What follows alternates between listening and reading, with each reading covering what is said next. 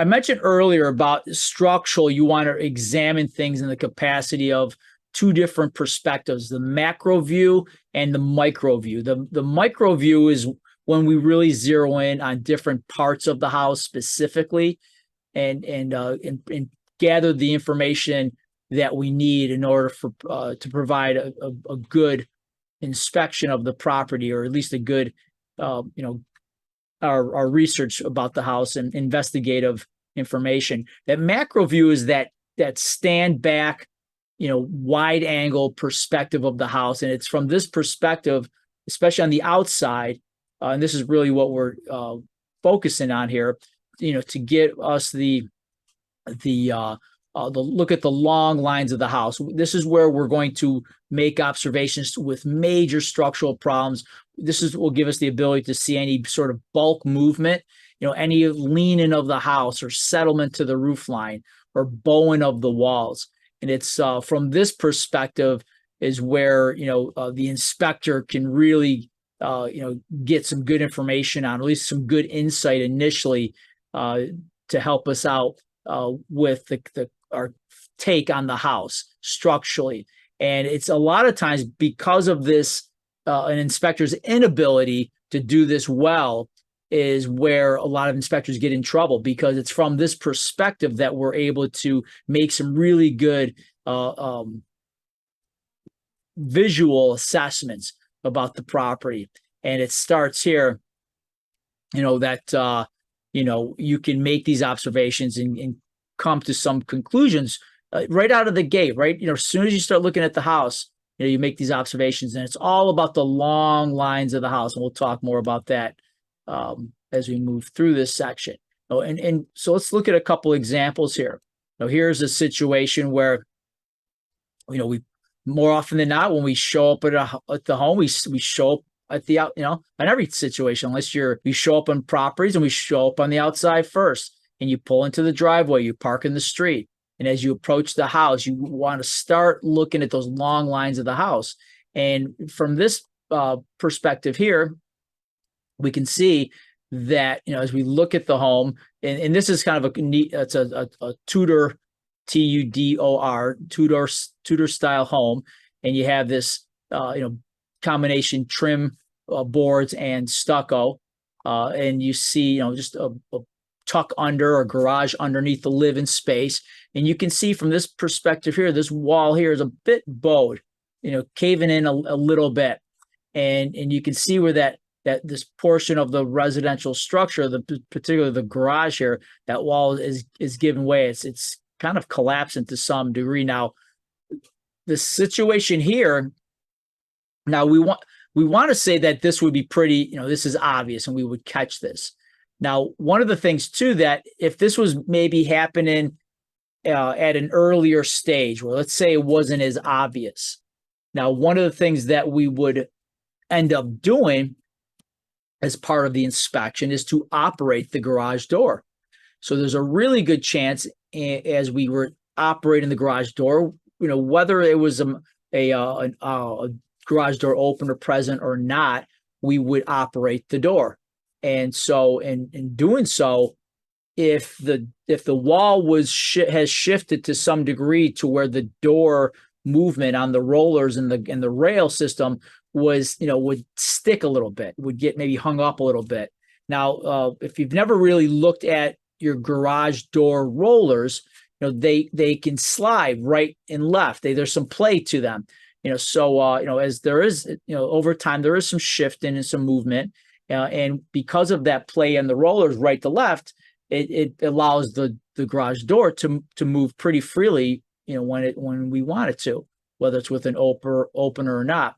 So if that wall is shifted enough to where that rail system has moved to the point where a lot of times the play within those rollers is a little too much, when the wall is shifted enough beyond that variance.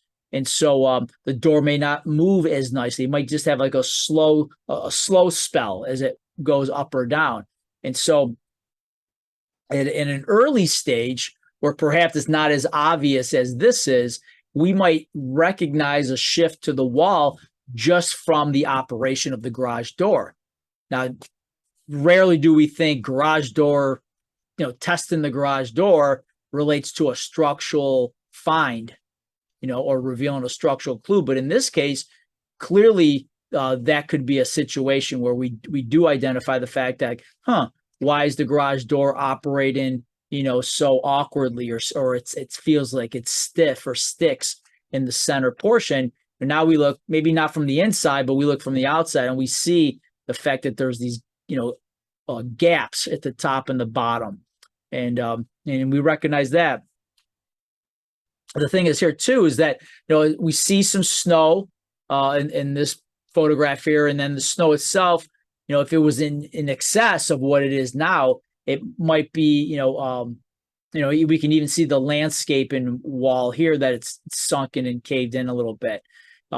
If there was even more snow, perhaps it might be a situation where you couldn't see the sight line here of this retaining wall, or if there was that much snow, perhaps enough snow that it buried the bottom of the door. You might not even be able to, as an inspector, operate the garage door, if the snow was that high.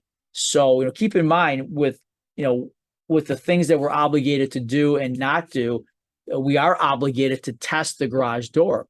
If we were to test the garage door here, chances are that door is going to operate pretty difficultly, with more difficulty in that middle portion, or actually in the end, at the top and the bottom. If we had too much snow on that garage door and we opted not to operate the garage door because there's too much snow, now we have to think, okay, when I lift the garage door, the snow is going to cave in. We have to take in consideration these things. And so as obvious as that this looks, more times than not, these circumstances happen at a less obvious stage. And that's something to keep in mind. There's people that will do a pretty good job of hiding those gaps. And if the movement to that sidewall of the garage is subtle and early enough, you may not even recognize that wall being bowed, especially if they've perhaps modified the trim along this weather stripping on the garage door. So just things to keep in mind. This is an obvious situation where we can see the bow to the wall, but in many cases, it's not as obvious. Here's another example of a similar situation at the transitional garage wall and house. Now, in this scenario, we can see it's pretty obvious how this wall is bowed, but just as much the retaining wall here is given way as well. And the weird thing about this situation here is that you can see that this rail system, it matches the shifting of that retaining wall. So this rail system here was installed. It looks like it was installed in a way that kind of blended in with the shifted retaining wall. And the thing here between a situation like this or a situation like this, especially this second example, not only is there a condition here with the sidewall of the garage, but there's also a situation here with the retaining wall and the stairwell system. It's safe to assume with this example and this example that both of these would be, significantly big projects and costly projects. Probably this one more so than this one right here, because it's something like this. Not only would you'd end up having to really, to do it right, excavate and pull this entire retaining wall area out and redo it. And before doing that, dealing with the situation here, most likely with drainage. And that's the whole part. Like with something like this, and you'd want to say that whomever asked us to do a home inspection in this case clearly would see the situation here, or there'd be somebody along the parade here of people looking at this house when someone's interested in a home and buying a home, that someone would call this out or say something about it. And that's the whole thing too. The obvious things a lot of times are, people want like how, is this worth, is it worth for us to get this house? What do you think it would involve to make this right? What do you think it's going to cost? And all those things are things that are outside the requirement of home inspection.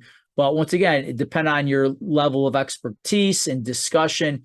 That will perhaps give you the opportunity as a home inspector. For me, to help out. For me, my involvement in home improvement projects and home building definitely provided me an insight to hook people as clients, especially when there were situations where people were buying a house that everyone knew what was wrong with it. It wasn't a mystery to the world. People knew. They just wanted somebody that was going to be honest with them and tell them, to what extent and how big of an issue it was. And clearly one of my skill sets in being involved with home inspection was my ability to just really break down a project, to see a situation and approach it verbally and explain it and having a pretty good handle on the cost of things. That was definitely, one of my hooks and separated me from other inspectors. Whatever it is that, hey, don't get me wrong. Anyone looking at a house for someone, our ability to see things for what they are and catch them all and not miss anything. That's a skill set in itself. And there's people that don't have that skill set. I know you folks are going to go to that happy place and find everything. But a lot of times it's these obvious situations that people know what's going on. And in some cases just want the confidence of how to pursue something. And that's where it's these situations in their more subtle state that really pose the bigger challenge for us as home inspectors or homeowners. Something like this, we know full well that this would be advertised as a handyman special or fixer upper, or if this neighborhood was getting, whatever, 250,000, this house would probably be selling for 225, and that's where a lot of times people would sometimes, people would sell their house with an adjusted price or just sell their house for the current market and let the powers that be dictate what would be, modified. So things to keep, in mind. So a lot of these obvious situations are usually not the circumstances we find ourselves in as home inspectors or even home owners. Remember the people will go pretty far to hide the conditions, the aesthetic conditions. And this is a tough one to hide. You're going to have to go pretty far to hide this one. In fact, you'd have to go, dare I say, we'd have to fix the condition. And you could get a scenario here. This is where you can see like settlement. There's a catch base. There's a drainage opening right here. This is where somebody could actually take the time and excavate this out and redo those railroad ties or those looks like they're 6x6 timbers. You could have it to where somebody redoes this, yet doesn't fix the drainage. So you could take this all apart. If you alleviate the force on this wall here, it could have been something where maybe with drainage and then frost, it pushed this wall out. But if you were to take all this out, push this wall back out, reset these retaining wall members, and it would look great. But the thing is, if you did all that and didn't really work on dealing with the drainage, that would be a problem because it's only going to happen again eventually. We don't know when, but eventually. So just something to keep in mind.